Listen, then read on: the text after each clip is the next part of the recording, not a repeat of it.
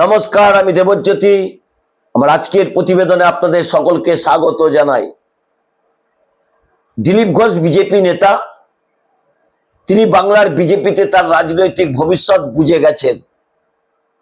তিনি বুঝেছেন যে বাংলার বিজেপিকে খেয়ে ফেলেছে শুভেন্দু অধিকারী। কেন্দ্রীয় নেতাদেরও তিনি হাতে করে ফেলেছেন। দিলীপ জামানার অবসান করে ফেলেছেন শুভেন্দু অধিকারী। সেটা দিলীপ ঘোষ নিজেই বুঝতে পেরেছেন। কিন্তু দিলীপ ঘোষ গত 1.5 মাস ধরে তিনি চুপ করে বসেছিলেন। তার পিছনে কেন্দ্রীয় বিজেপির একাংশের নেতা, বাংলার বিজেপির অধিকাংশ পুরনো বিজেপি কর্মীরা, তার সঙ্গে বেশ কয়েকজন প্রথম সারির নেতা এবং আরএসএস এর কেন্দ্রীয় নেতৃত্ব এবং এ রাজ্যে যারা দায়িত্বে রয়েছেন, তাদের কথাতেই দিলীপ ঘোষ চুপ করে বসেছিলেন। না হলে তার হাতে যে ব্রাহ্মস রয়েছে, এতদিন শুভেন্দু অধিকারীকে তিনি মাটিতে শুইয়ে দিতেন। দিলীপ ঘোষ চুপ করে বসে থাকার কারণ, কেন্দ্রীয় নেতৃত্ব তাকে মুখ বন্ধ করতে বলেছিলেন। কারণ কেন্দ্রীয় নেতৃত্ব বলেছিলেন যে আপনি মুখ বন্ধ করে বসে থাকুন, দল আপনার কথা ভাবছে। কিন্তু দল যে তার কথা কোনো মতেই ভাবেননি, তা কিন্তু দিলীপ ঘোষ বুঝে গেছেন। দিলীপ ঘোষের পাশে কিন্তু বঙ্গ বিজেপির প্রায় অর্ধেক নেতা পাশে দাঁড়িয়ে পড়েছেন। তার সঙ্গে হাজার হাজার বিজেপি সমর্থকও দিলীপ ঘোষকে এইভাবে বঞ্চনা করা হয়েছে, এইভাবে দলের মধ্যে নিষ্ক্রিয় করে দেওয়া হয়েছে, তা মেনে নিতে পারছেন না। দিলীপ ঘোষ কি করবেন? সূত্র মারফত যেটা জানা যাচ্ছে, দিলীপ ঘোষও কিন্তু মরণ কামড় দিতে একেবারে প্রস্তুত। তবে যে মরণ কামড় তিনি বঙ্গ বিজেপিকে দেবেন, তাতে ভারতীয় জনতা পার্টির রাজ্য নেতৃত্ব দুভাগে বিভক্ত হতে চলেছে।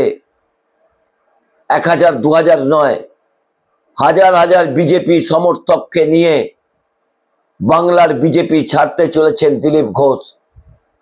তবে দিলীপ ঘোষ তো আর অর্জুন সিং এর মতো এবেলা তৃণমূল করেন, ওবেলা বিজেপি করেন, এই রকম নেতা নন। একটা রাজনৈতিক নৈতিকতা তার মধ্যে রয়েছে। তবে ইতিমধ্যেই তিনি যেটা ঠিক করে ফেলেছেন বলে আমরা জানতে পারছি, বাংলার বিজেপিকে তিনি দুভাগে ভাগ করে দেবেন। দিলীপ আতঙ্কে ভুগছে ভারতীয় জনতা পার্টির বঙ্গ নেতৃত্ব, আর মেঘের আড়াল থেকে তার মজা নিচ্ছেন তৃণমূল কংগ্রেস নেতৃত্ব। গতকাল থেকে বঙ্গে বর্ষা এসেছে, ঝড় বৃষ্টি হয়েছে, বাংলার আকাশ বাতাস বেশ কিছুটা ঠান্ডা হয়েছে। কিন্তু ঝড় ভারতীয় জনতা পার্টির বঙ্গ নেতৃত্বের মধ্য দিয়ে কিন্তু চোরা স্রোত বয়ে যাচ্ছে। তাদের মধ্যে থরহরি কম্পন, কখন বঙ্গ বিজেপির অভ্যন্তরে বিপ্লব শুরু হয়। যে কোনো সময় বাংলার বিজেপির অভ্যন্তরে বড়সড় আগুন কিন্তু জ্বলে উঠবে।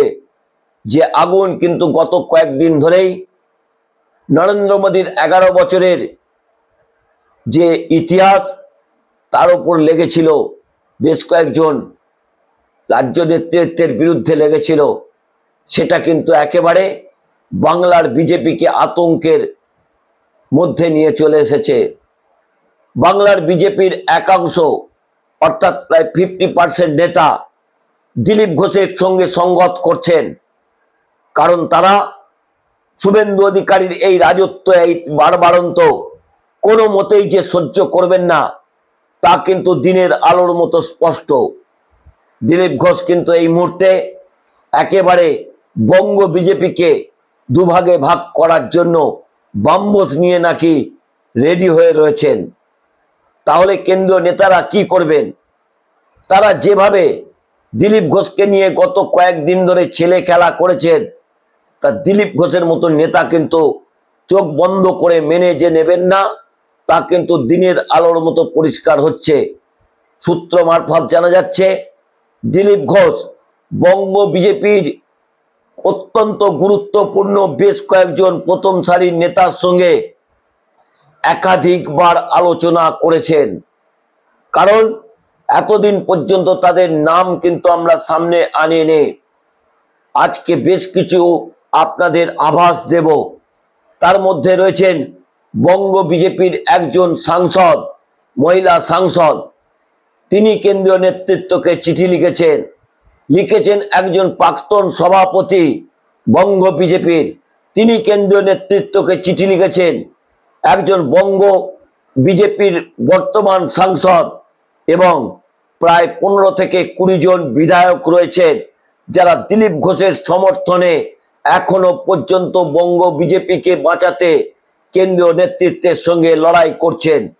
তবে সে লড়াই যে ক্ষণস্থায়ী তা কিন্তু দিনের আলোর মতো পরিষ্কার হয়ে গেছে। শুভেন্দু রাজত্ব বঙ্গ বিজেপিতে শুরু হয়েছে। এখন দিলীপ ঘোষের আর কোনো রাস্তা নেই। এখন শুভেন্দু অধিকারী যেটা চাইছেন, দিলীপ ঘোষকে যে কোনো মূল্যে বাংলার বিজেপি থেকে দূর করে তাকে তৃণমূল কংগ্রেসে পাঠিয়ে দিতে। যদি তৃণমূল কংগ্রেসে পাঠিয়ে দিতে তিনি পারেন, তাহলে কিন্তু তার যে বঙ্গ বিজেপির পথের প্রধান কাঁটা, সেই কাঁটা কিন্তু দূর হয়ে যাবে।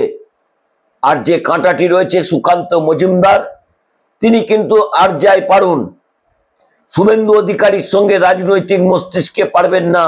গোষ্ঠীদ্বন্দ্বে শুভেন্দু অধিকারী কিন্তু একেবারে পিএইচডি করা। কিভাবে শুভেন্দু অধিকারী সুকান্ত মজুমদারকে এই লোকসভা বিধানসভা ভোটের আগেই গর্তে ঢুকিয়ে দেন তা কিন্তু আপনারা দেখতে পাবেন।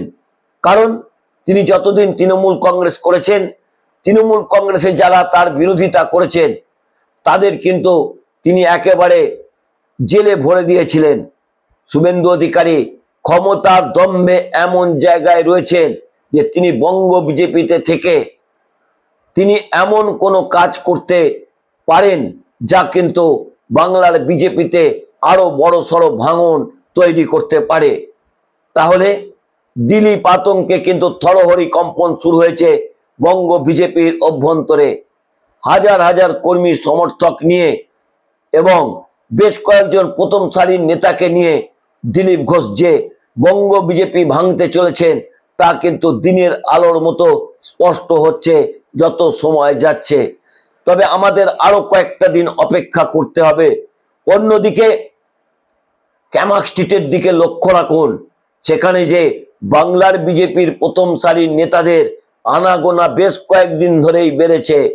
গত দুদিন ধরেই বঙ্গ বিজেপির বেশ কয়েকজন প্রথম সারির নেতা তারা ক্যামাক স্ট্রিটে যাতায়াত শুরু করেছেন। কিসের লক্ষণ? তবে সিঁদুরে মেঘ দেখতে শুরু করেছে বঙ্গ বিজেপির নেতৃত্ব। যতই সুনীল বানসাল একেবারে দিল্লি থেকে প্রধানমন্ত্রী নরেন্দ্র মোদীর চোখ এবং স্বরাষ্ট্রমন্ত্রী অমিত শাহের চোখ দিয়ে বাংলার বিজেপিকে তিনি যে কোনো মতেই দেখতে পাচ্ছেন না তা কিন্তু পরিষ্কার। আসলে এরা তো ঠান্ডা ঘরে বসে রাজনীতি করেন। বাংলার আকাশে বাতাসে এখনো দিলীপ ঘোষের যে পরিমাণ কর্মী সমর্থক রয়েছেন তা কিন্তু শুভেন্দু অধিকারী তার 10%ও পৌঁছাতে পারবে না। কারণ বাংলার বিজেপির নেতারাও এখন কেন দিলীপ ঘোষের পাশে দাঁড়িয়েছেন তাও কিন্তু দিনের আলোর মতো পরিষ্কার। তারা বলছেন যে একটি রাজনৈতিক দল অর্থাৎ তৃণমূল কংগ্রেস থেকে এসে যেভাবে বাংলার বিজেপিকে তিনি দখল করার চেষ্টা করছেন তা কিন্তু বঙ্গ বিজেপির পুরনো নেতারা মেনে নিতে পারছেন না। অন্যদিকে এটা নিয়েই কিন্তু আরএসএস এর সঙ্গে বঙ্গ বিজেপির নেতৃত্ব, কেন্দ্রীয় বিজেপির নেতৃত্বের সঙ্গে লড়াই শুরু হয়েছে গত কয়েকদিন ধরেই। কিন্তু মোহন ভগবত তার প্রিয় শিষ্য দিলীপ ঘোষের জন্য কিচ্ছু এখনো পর্যন্ত করতে পারেননি। তাহলে কি কেন্দ্রীয় বিজেপির নেতৃত্বে আরএসএস কিন্তু তাদের যে দখল ছিল তা কিন্তু তারা কি হারিয়ে ফেলছেন সে প্রশ্ন উঠছে। তবে বঙ্গ বিজেপির আরএসএস এর প্রথম সারির নেতারা কিন্তু এখনো চেষ্টা করছেন দিলীপ ঘোষকে সক্রিয় রাজনীতিতে যেভাবে হোক ফেরাতে। যদি আগামী 2-1 দিনের মধ্যে সেই কাজ আরএসএস এর কর্মী এবং পুরনো বিজেপি কর্মীরা করতে না পারেন তাহলে কিন্তু বাংলার বিজেপি একেবারে দুভাগে ভাগ হতে চলেছে বলে সূত্র মারফত খবর। তবে দিলীপ ঘোষ একটা কথারও উত্তর তিনি দিচ্ছেন না। গত দুদিন ধরে তার সঙ্গে একাধিকবার যোগাযোগ করা হলেও তিনি একেবারে মুখ বন্ধ করে রেখেছেন। কারণ কেন্দ্রীয় নেতৃত্ব এবং আরএসএস এর পক্ষ থেকে তাকে মুখ বন্ধ করার কথা বলা হয়েছিল, কিন্তু সুনীল বানসাল গত শনিবার এবং রবিবার কি বার্তা দিলেন? শুভেন্দু অধিকারী যে 25-26 জন বিধায়ককে দিলীপ ঘোষের বিরুদ্ধে অভিযোগ করতে পাঠিয়েছিলেন, তারা কি জানিয়েছিলেন সুনীল বানসালকে, সে কথাও কিন্তু যত সময় যাচ্ছে তত বাইরে আসছে। শুভেন্দু অধিকারী এখন ঘর আগলাতে ব্যস্ত, কারণ তার পরিষদীয় দলের বৈঠক করলেন গত কয়েকদিন আগে। সেখানে মাত্র 25 জন বিধায়ক উপস্থিত ছিলেন তার পরিষদীয় দলের বৈঠকে, অর্থাৎ তার কথাও কিন্তু গ্রাহ্য করছেন না বঙ্গ বিজেপির বাকি যে বিধায়করা রয়েছেন। এখন পর্যন্ত 60-65 জন বিধায়ক বঙ্গ বিজেপিতে সক্রিয়ভাবে থাকলেও 25-30 জন ছাড়া শুভেন্দু অধিকারীর সঙ্গে কেউ কথা পর্যন্ত বলছেন না। তারা বলতে যেটা চাইছেন, শুভেন্দু অধিকারী যে উপদলের চেষ্টা করেছেন বঙ্গ বিজেপির পরিষদীয় দলের ঘরে, তা কোনো মতেই তারা মেনে নিতে পারবেন না। কারণ তারা শ্যামাপ্রসাদ মুখোপাধ্যায় আদর্শ মেনে এবং দিলীপ ঘোষের নেতৃত্বে রাজনীতি করেই তারা বিধায়ক হয়েছেন। দিলীপ ঘোষকে এত সহজে তারা হাতছাড়া যে করবেন না, তা কিন্তু দিনের আলোর মতো স্পষ্ট। অর্থাৎ যত দিন যাচ্ছে ঘরে বাইরে দিলীপ ঘোষের আতঙ্কে বঙ্গ বিজেপি যেমন কাঁপছে, তেমনি 50% বঙ্গ বিজেপির নেতৃত্ব যে দিলীপ ঘোষের পাশে দাঁড়িয়েছে, তাও কিন্তু দিনের আলোর মতো পরিষ্কার। তবে এখন অপেক্ষা, দিলীপ ঘোষ হাতে ব্রহ্মস নিয়ে রেডি, কখন তিনি বঙ্গ বিজেপিতে মারেন তার দিকেই তাকিয়ে আছে রাজনৈতিক মহল। নমস্কার, আমি দেবজ্যোতি। আমার এই পর্বটি ভালো লাগলে চ্যানেলটি সাবস্ক্রাইব করে বেল আইকনটি ক্লিক করে আমার পাশে থাকবেন।